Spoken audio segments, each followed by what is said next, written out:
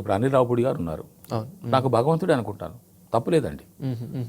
లేకుంటే ఒక మురళీధర్ గౌడ్ ఏంటి, భగవంత్ కేసరిలో నా నందమూరి బాలకృష్ణ గారి పక్కన నడిచడం ఏంటి సార్, సంక్రాంతికి వస్తున్నాం సినిమాలో వెంకటేష్ గారి పక్కన నడిచడం ఏంటి సార్, ఆఫ్టర్ ఆల్ మురళీధర్ నా దృష్టిలో.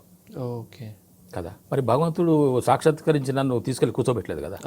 అనిల్ రావుపూడి గారి వేషంలో వచ్చారు, అనిల్ రావుపూడి గారి ఆకారంలో వచ్చారు, వచ్చేసి నాతో ఇప్పుడు నేను గుర్తు చేసుకుంటున్నా, భగవంతుని గుర్తు చేసుకోవట్లేదు, కరెక్ట్, అనిల్ గారిని గుర్తు చేసుకుంటున్నాను. అలాగా మనకి ఎవరు సహాయం చేస్తే వాళ్ళే దేవుడు. మనకు తోచిన సహాయం చేయాలి, ఇతరుల చేత సహాయం పొందుతాం, ఆటోమేటిక్ వస్తుంది సార్ మనకు. మనం ఇతరులకు సహాయం చేస్తే, ఇతరులకు దానం చేస్తే, ఇతరులకు మనం ఎటువంటి ఉపయోగకరమైన పని చేసినా కూడా మీకు రెట్టింపు లాభం వస్తుంది, దాంతో ఖచ్చితంగా వస్తుంది సార్. దేవుడు అదే చూస్తాడు. దేవుడు మనని ఎవరు గమనించకపోవచ్చు, కానీ పంచభూతాలు మనల్ని గమనిస్తాయి. ఆ పంచభూతాలే మన శరీరం. మన శరీరం పంచభూతాలే సార్.